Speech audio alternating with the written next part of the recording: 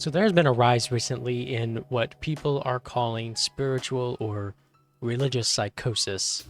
If you live in the city of Dallas, Texas, there is a massacre that is about to happen on the city of Dallas. Y'all, we don't have time to be playing. We don't have time to be worried about any of this stuff. Does anybody remember sometime last year when the Christ Redeemer statue in Brazil was also struck by lightning? The lightning actually struck the statue's hand, ultimately causing it to get chipped. And around the same time, Brazil actually had a very demonic, satanic parade where they mocked Jesus and the resurrection of Jesus. Yet, as we all know, God is not to be mocked. Prophecies about New York actually going underwater. Because the reality of the matter is, as somebody that's from New York, I always say this. People back home have hardened hearts. They are stuck in their wicked ways and they do not want to turn away from it. Oh, you mean the now rare neurological condition that is now described as PMO? That really is some BS, because those are demonic looking faces. Like, all of a sudden we have this rare disease that people carry around looking like some sort of extraterrestrial being. Okay, really? Okay. And I meant to speak on this topic, so thank you for bringing this up. Yeah, it's all false. And you know what?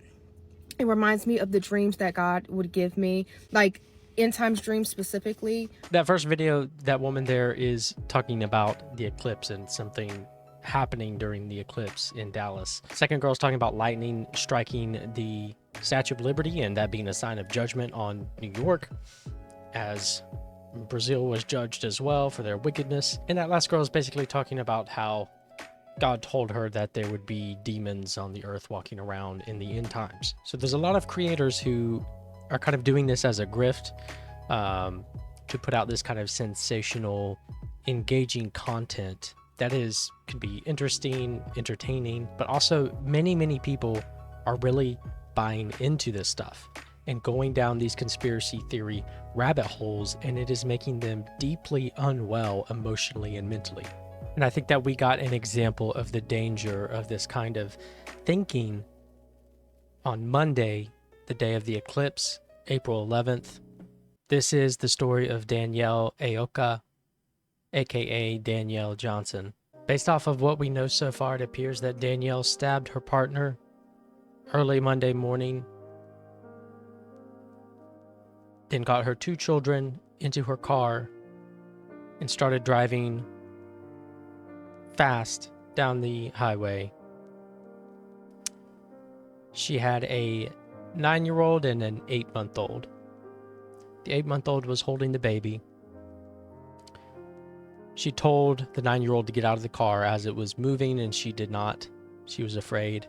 So Danielle pushed them out of the car, out of the moving vehicle. The 8-month-old unfortunately did not survive. The 9-year-old is the only survivor and is where we are getting most of the details from this tragic case. Sometime later, Danielle's car had been found crashed into a tree, and apparently the scene was pretty brutal. She crashed at a pretty high rate of speed. Reading from this article from The Cut here, in the days leading up to the tragedy, Aoka, who accrued thousands of social media followers for her astrological advice, posted a flood of bizarre tweets involving conspiracy theories and the apocalypse.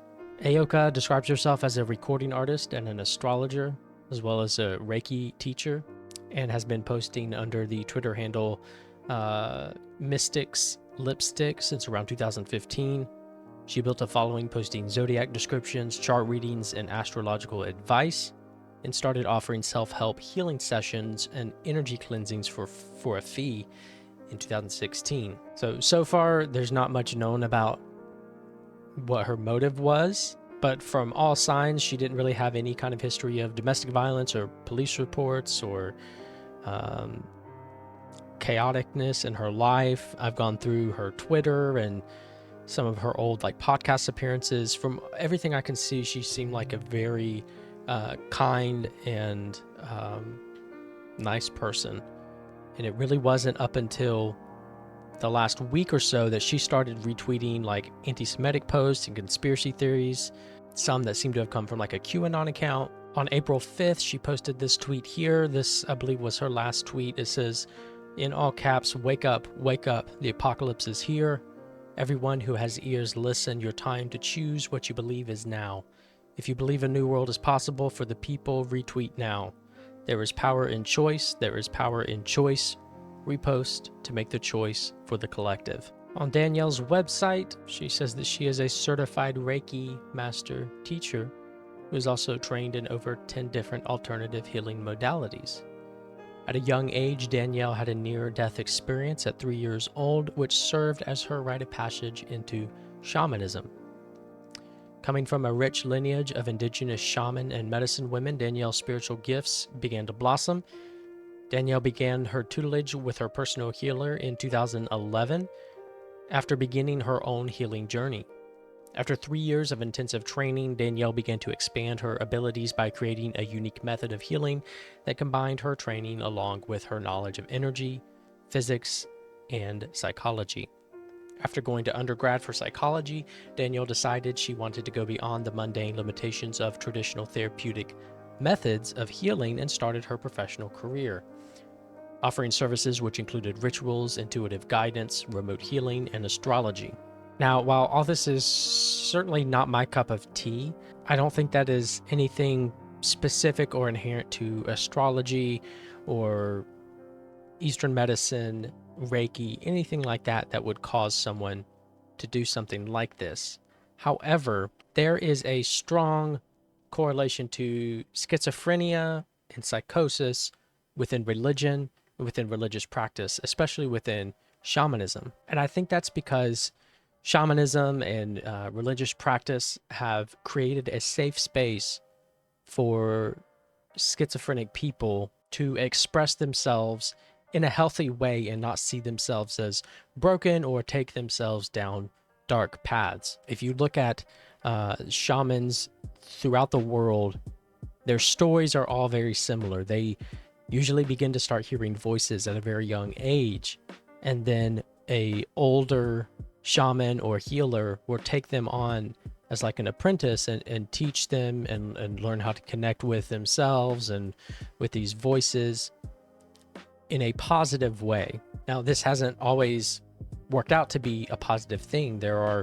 Have been religions that have built off of harming others or harmful sacrificial practices. We also see a lot of times when people aren't taken on by like a older healer who can direct them in a positive way, these people can go down very dark paths of hearing voices that tell them to do harmful things, etc. Now that we are in a more modern time, a modern age, and we understand a lot more about psychosis and schizophrenia, we have different ways of treating that. And so at the end of the day, while I think it can be funny to kind of laugh at people like this on TikTok or not take them seriously, I think it is something that we really need to take seriously, especially people in your personal life. And that while there's nothing wrong with spiritualism, with astrology, with Eastern medicine,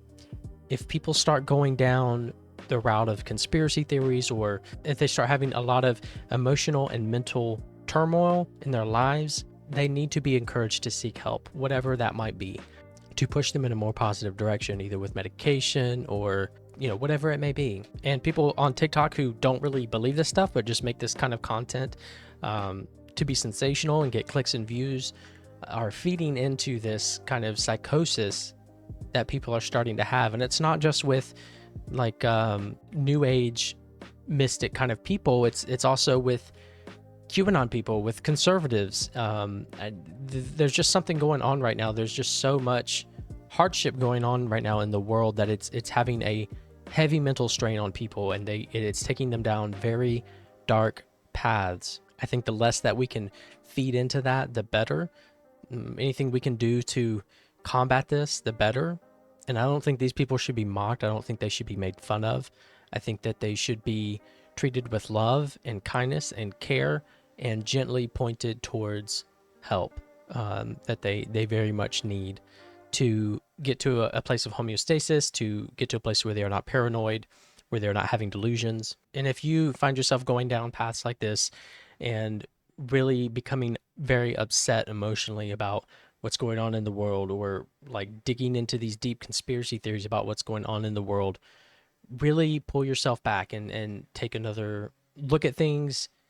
Get professional help if you need to. Reach out to other people. It is not a good path to go down. You're better off cutting that off if you have to, and just focusing on yourself, on your family, on your friends. You're not helping anybody by diving into these conspiracy theories and upsetting yourself. So yeah, I mean, this was very sad and upsetting story. I feel bad for whatever distress that Danielle was going through in her final moments. I feel bad for her child and her partner. I feel bad for her daughter that survived, and I wish the best for her going forward. That's about it.